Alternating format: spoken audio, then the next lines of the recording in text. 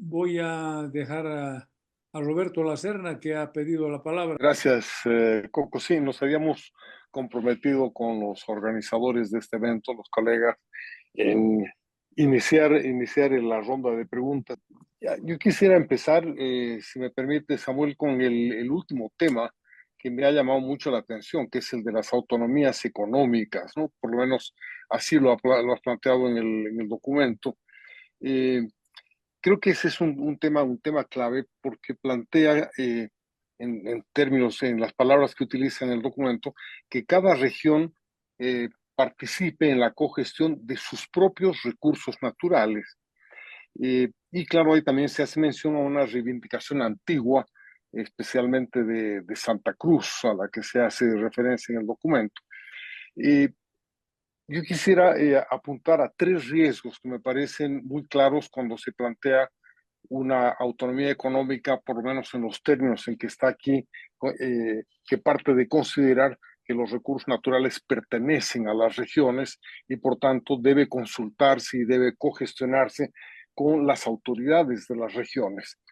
El primer riesgo de ellos es eh, acentuar la obsesión que tenemos en Bolivia por los recursos naturales, que es un tema que yo lo he planteado muchas veces, me parece que conduce a la eh, permanencia y la revitalización del rentismo como una estrategia de enriquecimiento, una estrategia de sobrevivencia que hace al conjunto de los bolivianos y sobre todo al conjunto de las organizaciones públicas y a través de las organizaciones públicas en el resto del país. ¿No? Es esta idea de que los recursos naturales son una fuente importante de riqueza y de ahí van a venir las soluciones, ¿no?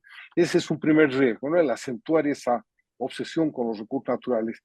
El segundo riesgo es el de consolidar las desigualdades regionales, ¿no? Porque obviamente todo recurso natural está desigualmente distribuido, eso es parte de la geografía, ¿no?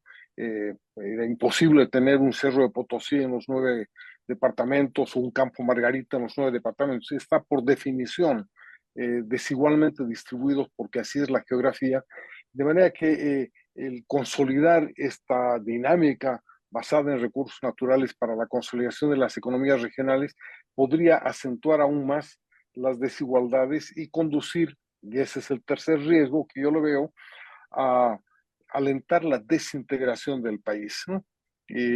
No encuentro todavía, creo que no tenemos en el país todavía un elemento que nos ayude a articular, a reconcentrar la vida nacional, ¿no? Es decir, no hay proyectos nacionales y el asumir las reivindicaciones regionales como que su simple agregación pudiera ayudarnos a resolver el problema nacional, entraña el riesgo de que en vez de resolverlos terminemos acentuando la desintegración y la dispersión de esfuerzos, ¿no?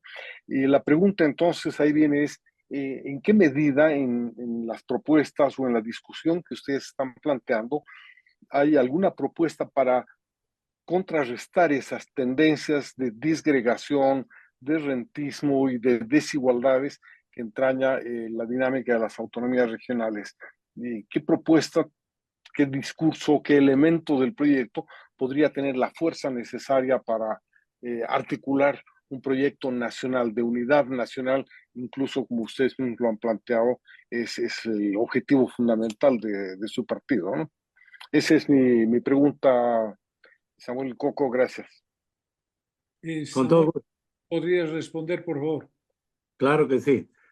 A ver, creo que estás haciendo algunos supuestos inexistentes, Roberto, ¿no? Nosotros no estamos planteando que las regiones son dueñas de los recursos, como has mencionado. Eh, no estamos tampoco planteando que el eje del desarrollo sea los recursos naturales. Ahí yo he hecho hincapié claramente de que en los próximos 5 años la economía boliviana va a tener una gran oportunidad de salir de la dependencia de los recursos naturales porque no va a haber dinero ni del gas ni del litio. ¿No es verdad? Entonces, creo que has hecho algunos supuestos que no existen. Ahora, justamente nosotros planteamos el turismo, la agricultura, la tecnología a través de los emprendedores como las locomotoras del desarrollo. No has escuchado que será el gas, que será el litio, para nada. Más bien lo único que puedo acotar es de que si bien no van a haber ingresos fiscales ni del gas ni del litio en los próximos años, sí va a ser importante para el crecimiento las inversiones, especialmente o básicamente las inversiones extranjeras. Los economistas sabemos que el producto está dado por el consumo más inversión. Posiblemente no va a crecer el producto por el consumo, pero sí puede crecer por la inversión si hay importantes montos de inversión extranjera, tanto dirigidos hacia el gas como hacia el litio. Pero no estamos planteando de que el Estado va a depender, que la locomotora del crecimiento van a ser los recursos naturales. Todo lo contrario, estamos planteando que van a ser otros los sectores. Ahora, lo que sí estamos planteando es de que tiene que haber una cogestión. No hemos dicho una gestión exclusiva de las regiones, no, señor. Hemos dicho una cogestión para tomar decisiones, porque creo que claramente estamos, ¿cuántos? Estamos 34, 35 años tratando de hacer algo con el litio. Se ha tratado con la inversión, no ha funcionado, se ha tratado con el Estado, tampoco ha funcionado. Y una de las razones importantes es porque no ha habido nunca acuerdo con las regiones. El fracaso del esfuerzo del gobierno de Jaime Paz con la Litco no funcionó porque los potosinos se opusieron. Evo Morales, entre las pocas cosas interesantes desde el punto de vista de la inversión en la economía que hizo, fue ese acuerdo con los alemanes, ¿no es verdad? Escogió un jugador interesante porque no era ni la China ni Estados Unidos, era Alemania, que puede ser un jugador importante en el tema del litio y de los autos eléctricos en el futuro. Todos recordarán que el Comité Cívico de Potosí exigió el año 2019 que se acabe ese contrato con los alemanes y se suspendió. Entonces, o sea, yo creo que está claro que el litio no ha funcionado porque no ha habido acuerdo con las regiones y de la misma manera yo creo que hay mucho interés de parte de Santa Cruz por avanzar en el tema del Puerto Bush y no ha funcionado porque el Estado central no ha tenido el mismo criterio, interés. Entonces, creemos que es fundamental que para que avancen estos temas, tiene que haber pues un diálogo, tiene que haber una cogestión entre regiones y gobierno central. Eso no significa darle a la región el poder eh, exclusivo de decisión, ni significa que la región se va a quedar con la mayor parte.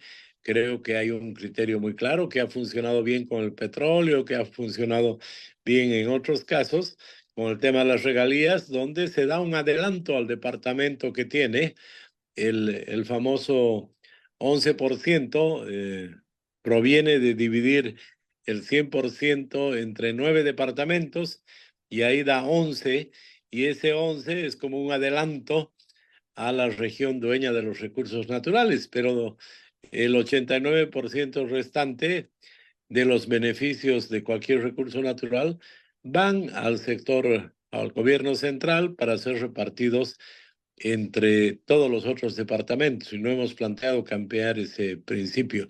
Ahí también hay un tercer supuesto de parte tuyo, Roberto. Entonces, claramente lo que estamos planteando es que para definir estos temas se trabaje entre gobierno central y regiones para resolver. Gracias. A continuación vamos a dar la palabra a Walter Guevara. Por favor, Walter. Gracias, Coco. Buenas noches, Samuel. Qué gusto tenerte en este programa.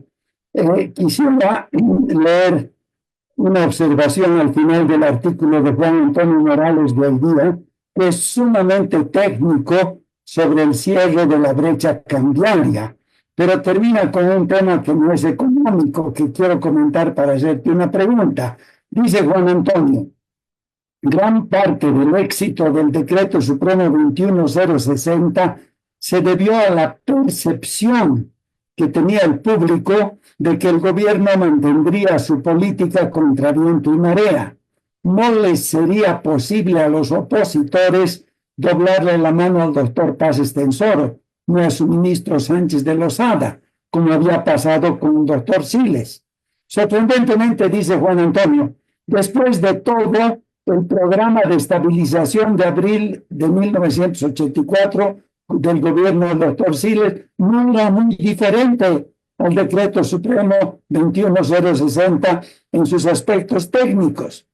La gran diferencia residió en el manejo político, con una combinación de firmeza y de apertura, acogiendo sugerencias razonables de opositores. Ahora, si un opositor, esto ya no es Juan Antonio, soy yo, si un opositor llegara a la presidencia, me parece que no podría hacer absolutamente nada para enfrentar la crisis económica sin que previamente esa crisis toque fondo. Y la definición de tocar fondo es cuando la población esté dispuesta a aceptar un duro programa de ajuste estructural. Y ese es un desafío social. No se lo puede encarar solo con medidas económicas. Se necesitan medidas políticas. Imagínense, el más reunificado, si pasa a ser el principal opositor al nuevo gobierno, contará con el poder de movilización de Evo. Y en este momento Evo está mostrando o cree que puede tumbar al presidente Arce mediante un bloqueo general de caminos, que es lo que haría cuando hay otro gobierno que no sea del MAS, ¿no? O sea, me parece que hay fases para resolver la crisis económica. La primera es ganar las elecciones, y eso requiere controlar el fraude electoral, ganar el voto de la clase media emergente, evitar la división del voto opositor. La segunda fase, no caerse del gobierno si se lo gana, al intentar imponer duras medidas económicas, que la población escarmentada por los daños de la crisis ya esté dispuesta a soportar un durísimo programa de ajuste estructural y todas las excelentes medidas que tú has indicado, ¿no? Pero parece que hay una condición previa para ponerlas en práctica, que es que la gente esté dispuesta a apretarse el cinturón. Y en esta fase se requiere un líder como Víctor Paz, dotado de alta credibilidad social y gran aceptación política, capaz de orientar los pasos de su equipo económico, porque la parte económica parece que no tiene apertura si no se dan estas previas condiciones que no son fundamentalmente económicas. No sé si quieres comentar algo de esto, digamos, sobre la supremacía de lo político para resolver la crisis económica. Gracias, Walter. Por favor, Manuel Contreras. Bueno, bien, muy buenas noches a todos. Un gusto verlos de mucho tiempo. Samuel, un gusto. Quería referirme tal vez más un poquito a tu documento y en el espíritu de la Bolivia Abierta hacer una reflexión a ti y a la sala sobre lo que yo percibo como un peligro de enmarcamiento.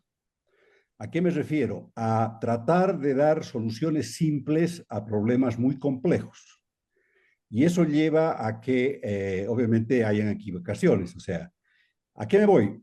Si yo tengo una llanta de repuesto y tengo una gata y se me pincha la llanta, es muy claro, el problema está bien definido.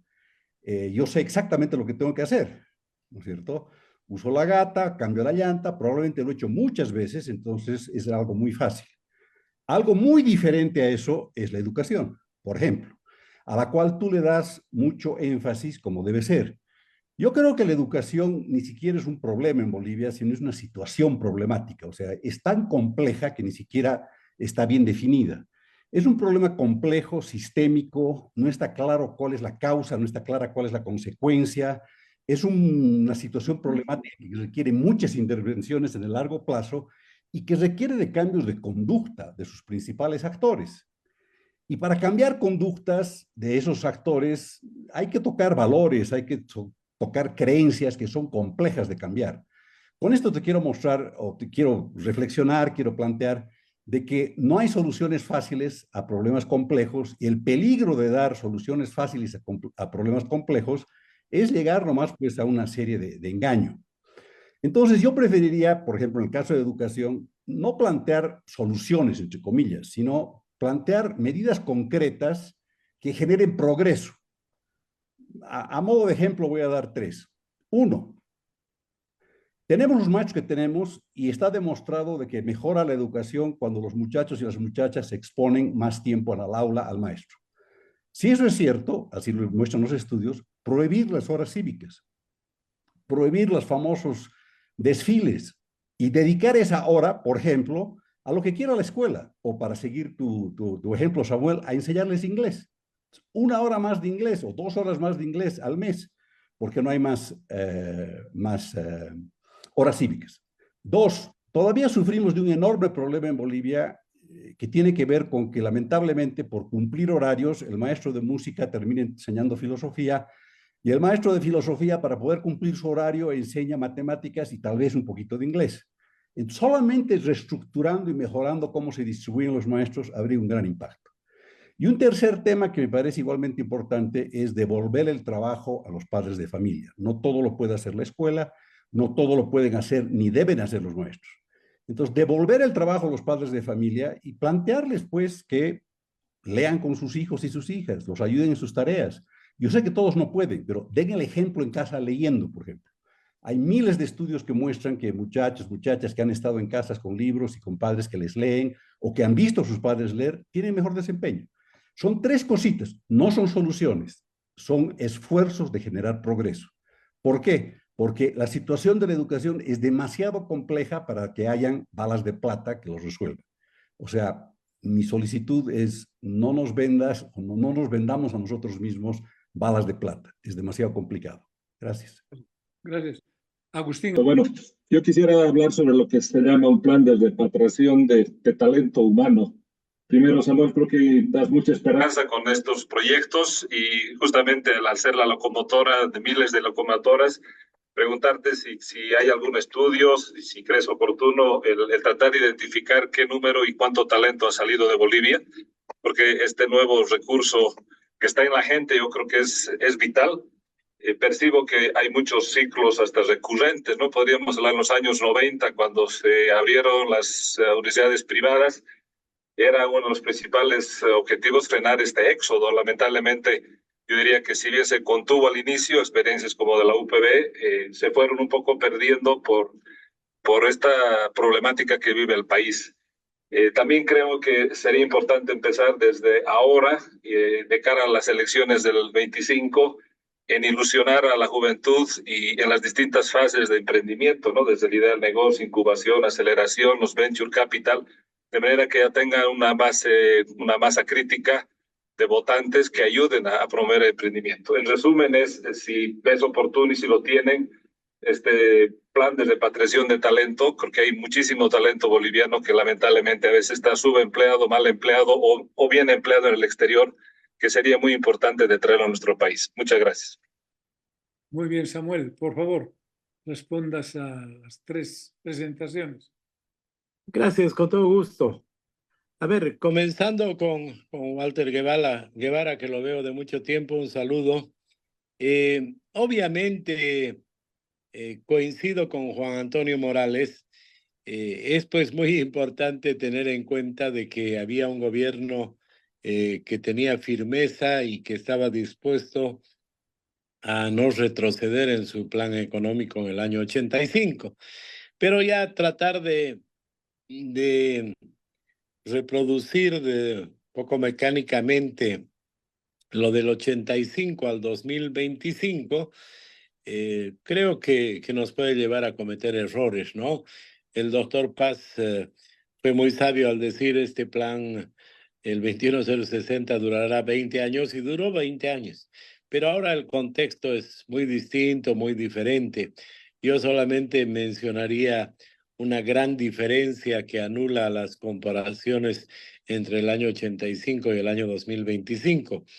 El año 85, las exportaciones de Bolivia no llegaban a los 500 millones de dólares y por tanto las importaciones también eran muy reducidas y los problemas que se generaban en nuestra economía eran mucho más agudos, mucho más graves por esa situación. Hoy, el 2024 o 2025, cuando se tenga que reordenar la economía, nuestras exportaciones van a estar alrededor de los 10.000 millones de dólares. El mejor año que hemos tenido, hemos llegado a exportar cerca de 14.000 millones, pero con la caída del gas y todos los demás problemas que tenemos, vamos a estar alrededor de los 10.000, 9.000, 10.000 millones de dólares. Y las importaciones muy cerca, ¿no es verdad? Entonces, el hablar del ajuste en una economía que exportaba alrededor de 500 millones de dólares, sí, éramos seguramente 5 millones de habitantes en esa época, pero ahora somos 11 millones de habitantes y las exportaciones son alrededor de 10.000 millones. Entonces, si hablamos en términos per cápita, las exportaciones del 2025 al nivel del 85 deberían ser 1.000, pero tenemos una economía 10 veces más grande, ¿no es verdad? Entonces, la situación y el ajuste, el reordenamiento económico del año 2025 no se puede comparar con el año 85, ¿no? Va a significar reordenamiento, va a significar ajustes en varios sectores y demás, pero tenemos una economía y tenemos unos sectores productivos muy fuertes, a diferencia de lo que era el año 85. Entonces, yo no creo que sea adecuado hacer comparaciones en esa dirección. Obviamente que se necesita lo que dice Walter, de que la población o la mayoría de la población perciba que es necesario un reordenamiento.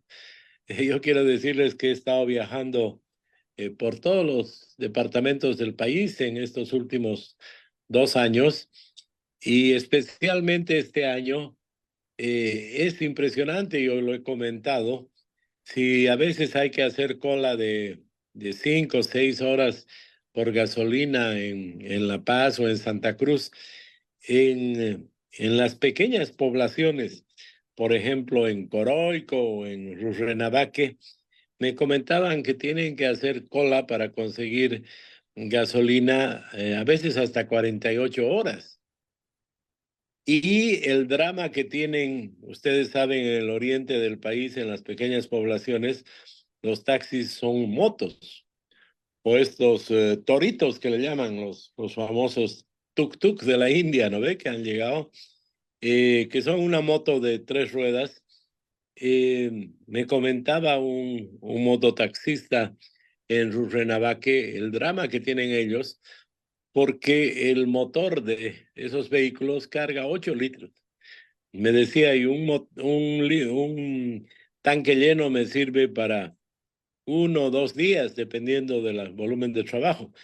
Pero a veces tengo que hacer cola un día. Entre hacer cola un día para trabajar un día es pues terrible. Y la corrupción que se anima desde el mismo nivel oficial, como ha sido denunciado desde el propio Palacio de Gobierno, es tan grande que en cualquier ciudad del país se puede conseguir gasolina, se puede conseguir diésel a 10 bolivianos, a 20 bolivianos, Yo he escuchado incluso en algunos pueblos que han tenido que comprar a 30 bolivianos el litro.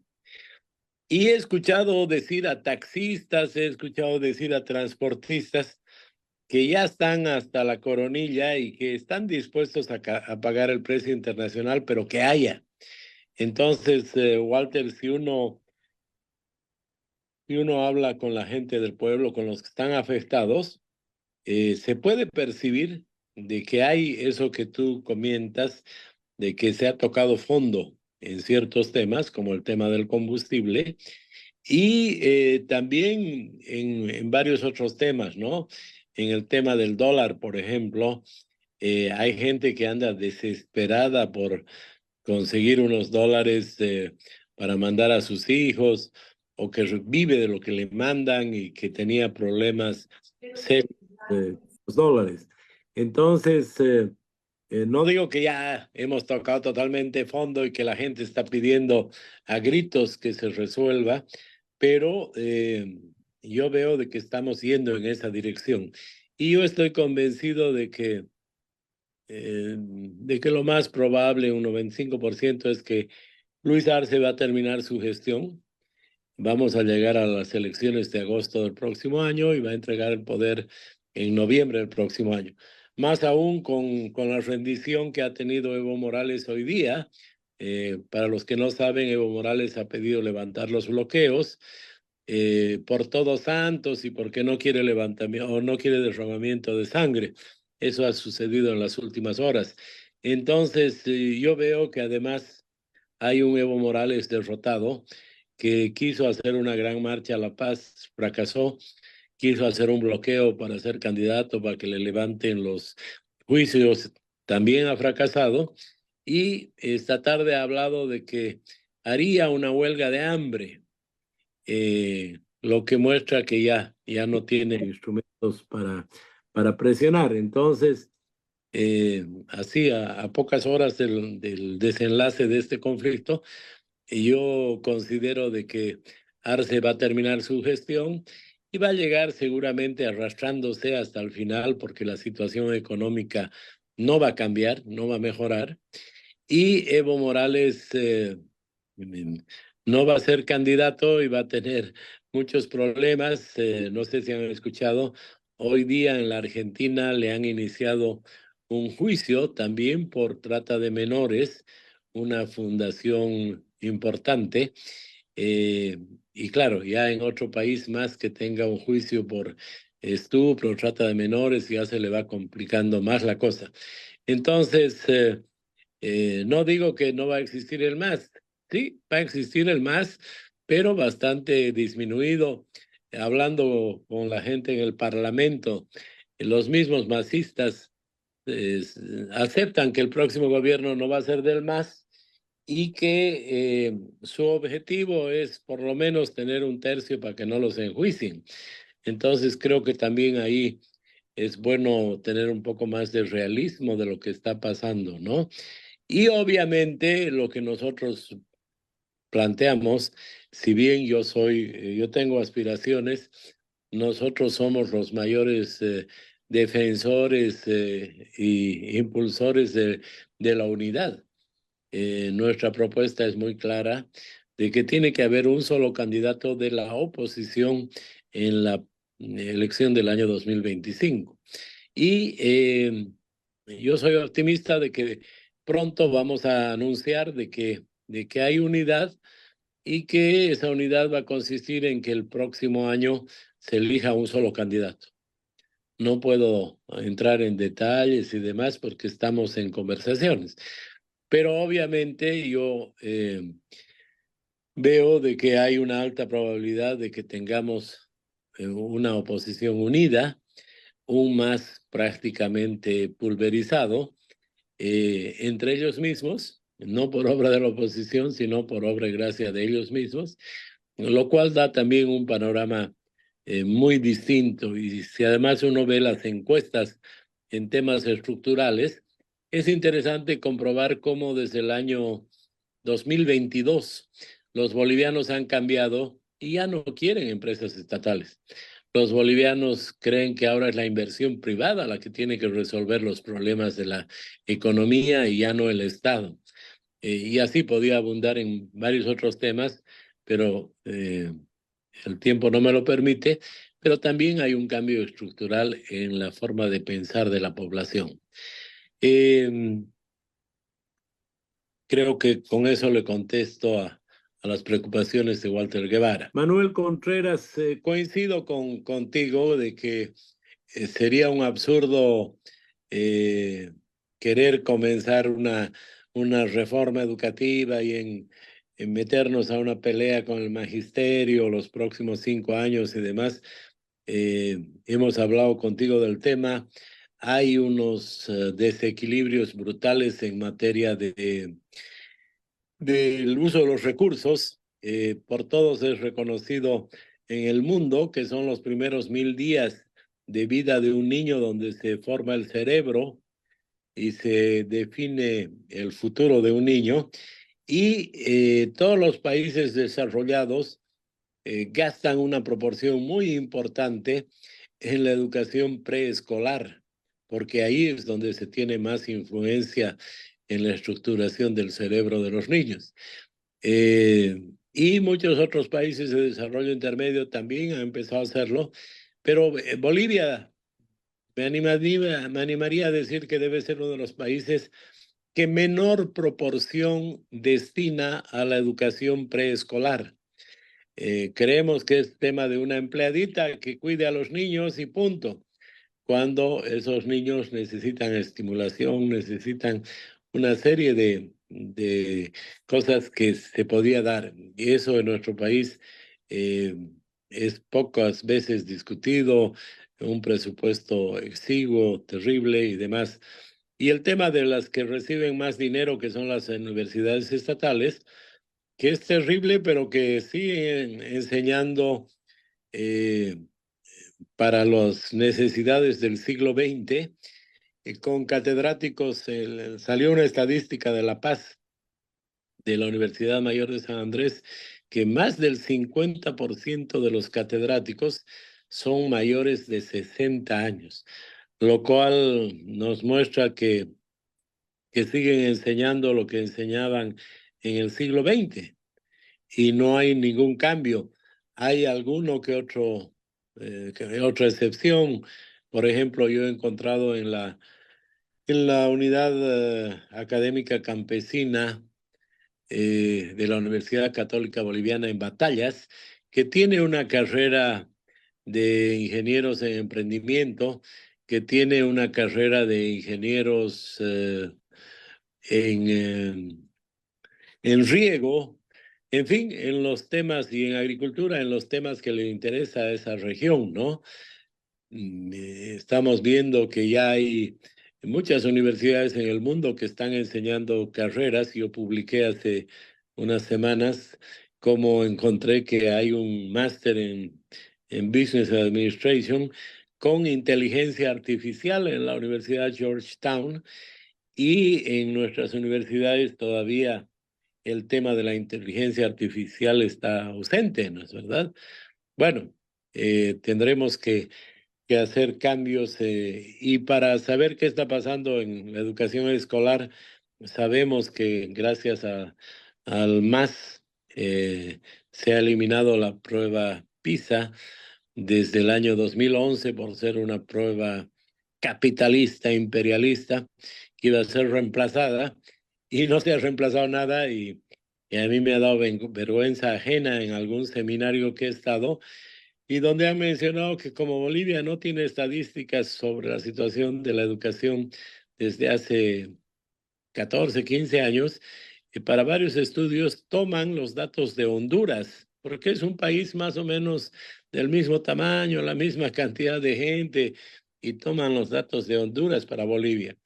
Creo que ahí es fundamental empezar a hacer esa prueba PISA, pero sí hacemos una propuesta estructural, Manuel, que me temo que no la has percibido o no le hemos dado la suficiente importancia para que la veas, pero nosotros planteamos que como la educación es lo más importante para el desarrollo de nuestro país, que vamos a promover una ley que establezca que todos los recursos que provengan del gas y del litio en el futuro, que no va a haber en los próximos 5 años, pero todos los recursos que provengan del gas y del litio en el futuro sean canalizados a la educación y a la salud como una inversión.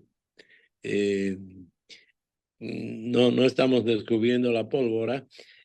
Por ejemplo, yo he conocido el caso del Paraguay.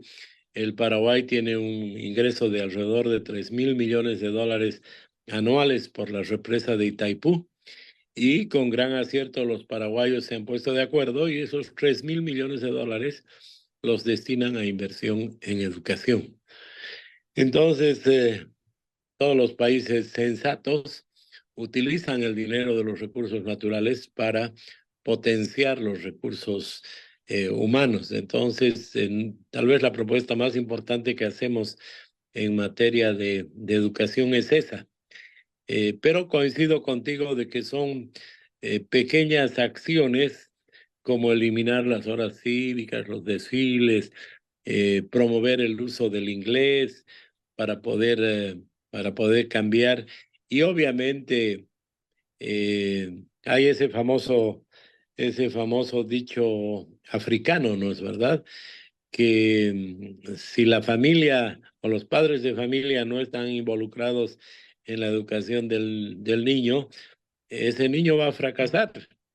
Y definitivamente coincido contigo que ese es otro de los cambios importantes. Finalmente, Agustín planteaba el tema del talento humano. Te soy franco, no tengo información, no tengo datos al respecto, pero sí tengo varias experiencias empíricas respecto a preparación de emprendedores. Yo tengo un proyecto que se llama CITES, Centros de Innovación Tecnológica, para gente de bajos recursos, para gente que no ha ido a la universidad. Y hasta el momento hemos capacitado a más de 60,000 personas en todo el país en oficios como producción textil, gastronomía, turismo, carpintería, con muy buenos resultados, y tenemos varios emprendedores y ahora empresarios ya que han surgido de esos proyectos. Y también a través del concurso de Emprendideas hemos visto cómo emprendedores de todos los departamentos del país pueden crecer, pueden dar un salto muy importante. Y tenemos una escuela de emprendedores donde capacitamos a los emprendedores en temáticas simples como el tema de costos, principios básicos de contabilidad, el tema de marketing, el tema de administración de recursos humanos, también con resultados excelentes. Pero reitero, tengo que confesar que no tengo mayor información sobre el tema de talentos. Lo que sí, yo trabajo con José Luis Lupo y hemos visto en algún momento de que en el Banco Interamericano de Desarrollo la gente se jubila muy joven y está dispuesta a trabajar, y hemos descubierto que hay una gran cantidad de bolivianos muy bien preparados que han estado muchos años en el BID y que podrían ser un aporte de talento a nuestro país, que están dispuestos a venir a trabajar. Y comentábamos que debe haber muchos otros casos de gente preparada fuera del país que estaría dispuesta a volver y a poder apoyar ese proceso. Esas serían mis respuestas. Jorge Chávez, por favor, eres el último participante en plantear tu preocupación. Muchísimas gracias. Bueno, en realidad Samuel de algún modo me has tranquilizado, porque en la propuesta inicial no escuchaba de tu parte decir el tema de la unidad para evitar la dispersión de los candidatos. Quien te habla, Jorge Chávez, soy parte de una agrupación de agrupaciones que se llama Bloque Cochala. Estamos tratando de unir a todos y nos vamos a presentar a nivel subnacional, ya tenemos las personerías, etcétera, pero la idea es unir. En principio, Samuel, un paréntesis, una solicitud como cochabambino. En tu propuesta de turismo has hablado del tema de la ruta del vino en Tarija, que me parece excelente. Pero no te olvides de Cochabamba, que tenemos la gastronomía igual para hacer muchas rutas si tú quieres. Así que tal vez sería bueno que nos tomes en cuenta también en tu propuesta. Cierro paréntesis. La pregunta concreta que quisiera hacerte esta noche es la siguiente. Muchos están de acuerdo en unir a los candidatos, o en este caso a los precandidatos. El problema que hemos encontrado con el bloque Cochala es el cómo. No existe mucha claridad en el cómo deberíamos elegir a ese precandidato o a ese binomio que sea el pararrayos de lo que concentra el voto de la oposición. ¿Cuál sería tu idea, tu propuesta respecto a ese cómo elegir a ese candidato? Gracias. Bien, Samuel, por favor, respondes a Jorge Chávez y das tu último mensaje para cerrar la reunión. Gracias. Gracias, con todo gusto. Sí, me parece muy oportuno, Jorge, que hables y que preguntes sobre el tema de la unidad para poder cerrar esta sesión, porque creo que las propias preguntas que hacían tienen que ver con la factibilidad política más que con la factibilidad técnica, económica del plan, ¿no es verdad? Entonces, en esa dirección, yo he visitado a Luis Fernando Camacho en Chonchocoro hace varios meses ya, y él ha ratificado los términos de nuestra charla cuando lo ha visitado meses después Tuto Quiroga y después Carlos Mesa. Luis Fernando Camacho está firme y decidido en este esfuerzo de unidad. Lo mismo con el expresidente Carlos Mesa. Venimos conversando hace mucho tiempo, incluso hablando de detalles sobre el tema de cómo hacer la unidad. Con Jorge Quiroga no he tenido la oportunidad de hablar con el detalle que he hablado con los otros, pero yo espero que él también va a ser parte de la unidad.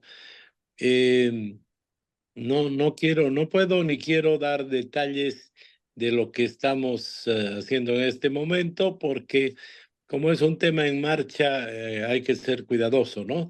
Pero a Jorge Chávez sí le puedo contar cómo nos invitaron a un seminario en abril de este año, un seminario que se llevó adelante el 22, 23 y 24 de abril de este año en Washington.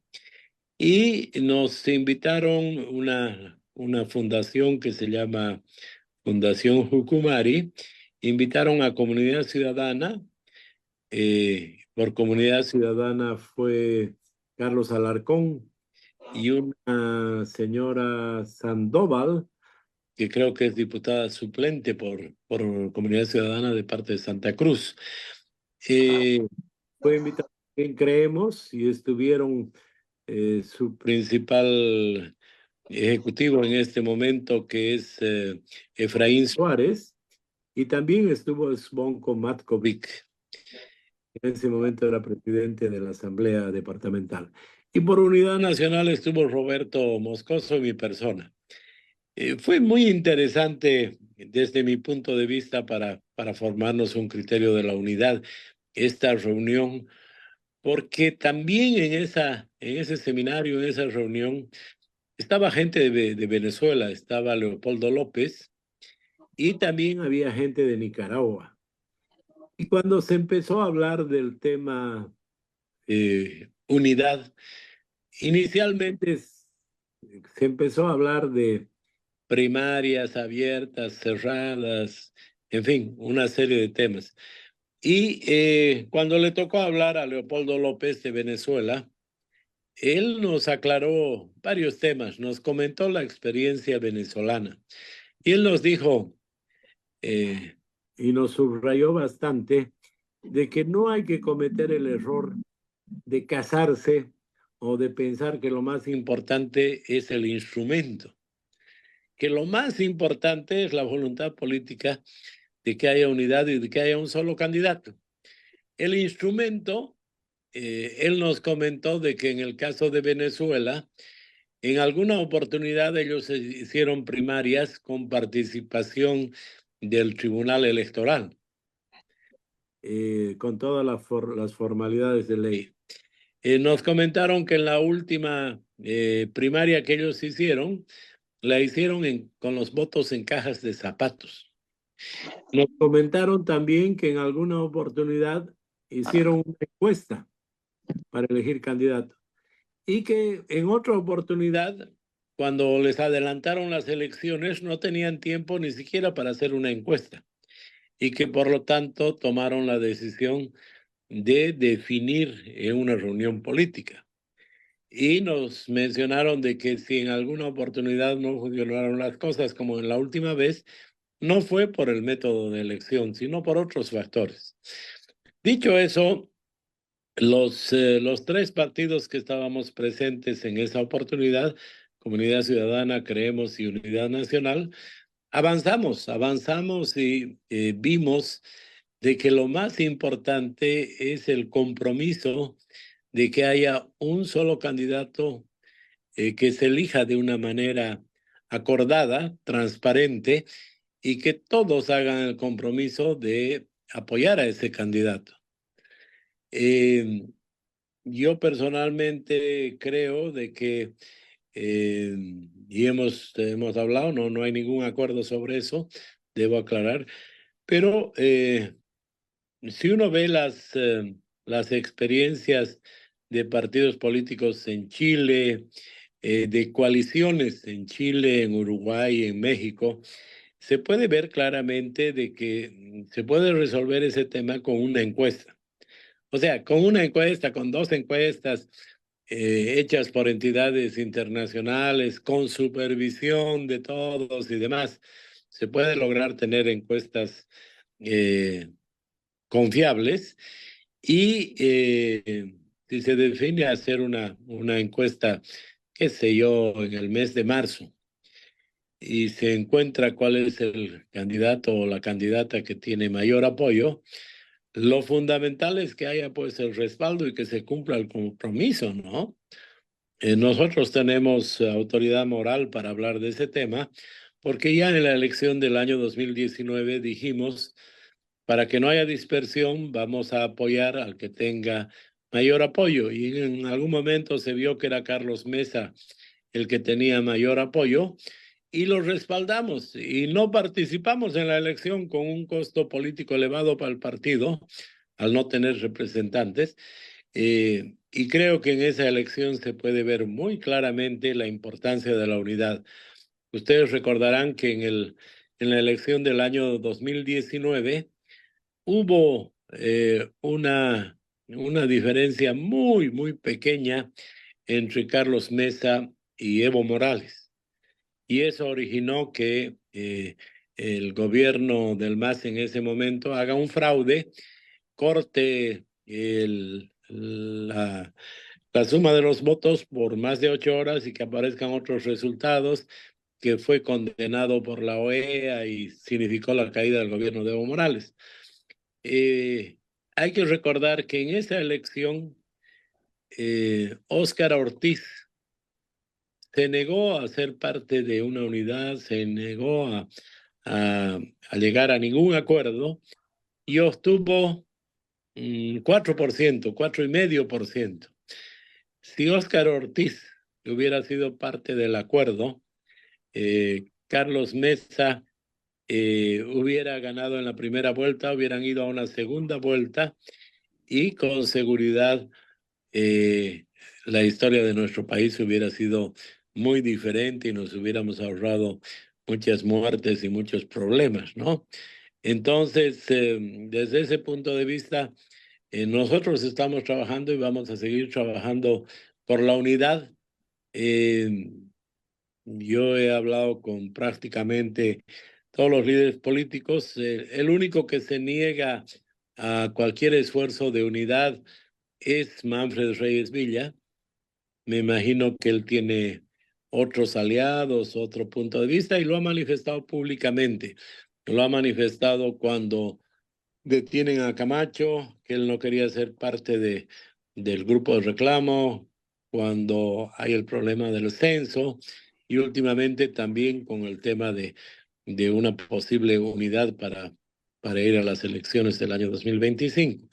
Entonces, a partir al margen de Reyes Villa, yo diría que he hablado con prácticamente todos y todos coinciden en el tema de la importancia de la unidad, y también la población donde uno va, la población recomienda y exige que haya unidad, porque no podemos desperdiciar esta unidad, esta oportunidad para tener un gobierno sólido, un gobierno fuerte. Y porque con eso termino, porque si el próximo gobierno no tiene mayoría parlamentaria y no puede aprobar leyes, seguramente sería una repetición del gobierno de Arce, ¿no? Con esa debilidad. Entonces, sí, consideramos que es útil empezar a discutir los temas como lo estamos haciendo al plantear las soluciones, pero el tema de unidad, y van a encontrar en el documento de soluciones también, que el tema de unidad se pone como un requisito sine qua non para poder resolver los problemas que tiene el país. Muchas gracias.